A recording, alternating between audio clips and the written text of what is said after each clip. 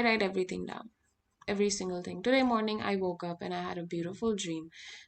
When I say beautiful, I mean a very elaborate, very detailed. I don't know if it's cinematic, I just know it has potential.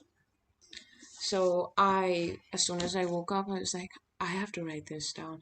And I start writing it with my eyes like this because I was on 4 hours of sleep because I was finishing some work the previous night. I wrote down about 1,000 words and I thought, oh, it's not enough details still, it's still not like perfect, when you have this certain progression of thoughts and words in your head about a certain topic, and if you don't write it down in that moment, it will not come back. Some people are lucky, for them it may come back. It is not about whether it will come back or not. It is the feeling that in that moment you felt something that was so thorough and precise, which made you form this thought in your head, which will not come back to you the same way that it did for the first time. Because the way your neurons sparked in that moment was different. And you know what I'm saying, right?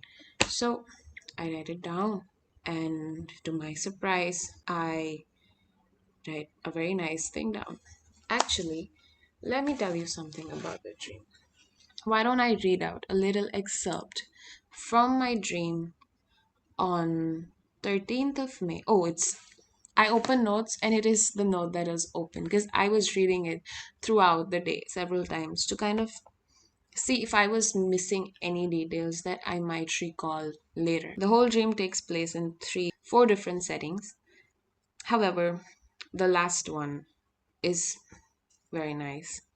I will tell you the previous progression and lead into it.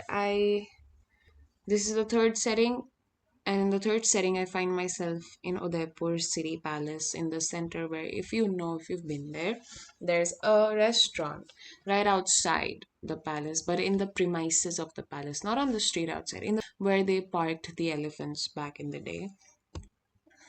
I am there, and there are these women dancing. I take out my handy cam and I'm recording them.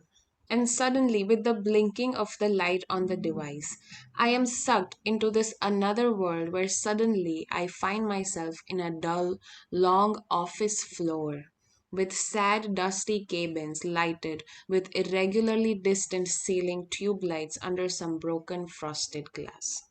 One tube light, flickering, didn't have a frosted glass, maybe because someone removed it to take a closer look to repair it. I was dressed in a light blue formal, well ironed fitted shirt and cigarette pants, neither of which I have ever worn in real life. I'm in that office for an exam that I apparently care a lot about and I'm very nervous about. I don't know what's gonna be in the exam.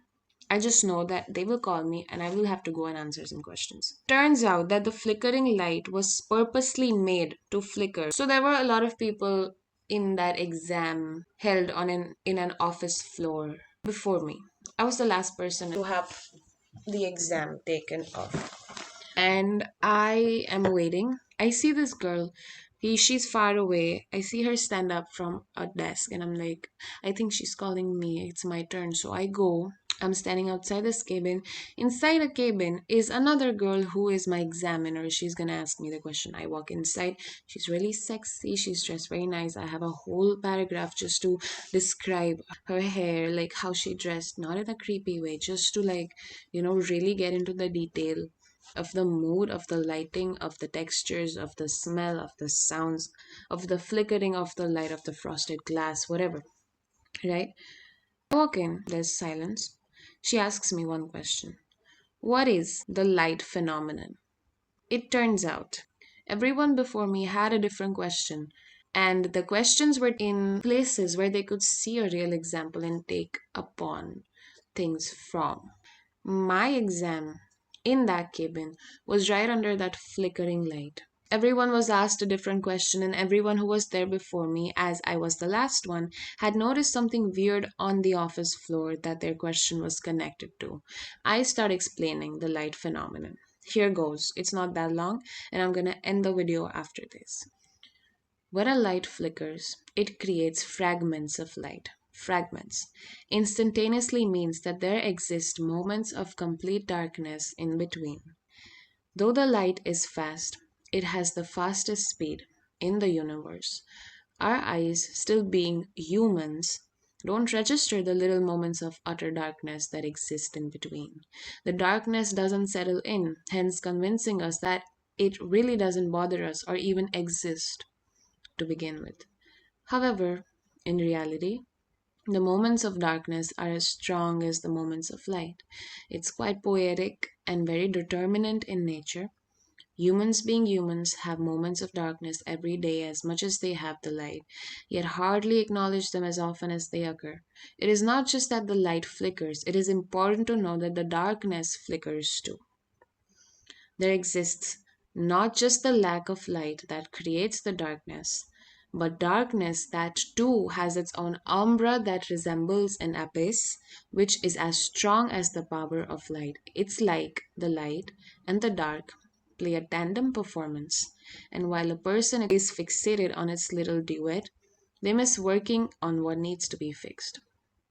Not that the light and the dark should stop their musical dialogue, but maybe lower it to grave. Grave is the lowest tempo in music, it's very slow. So, but maybe lower their tandem, their musical performance to grave so that there's enough time to acknowledge each. And our pupils have enough time to see it completely before it gets light again. In reality, the darkness is the true state and the light is a lack of it, and not the other way around.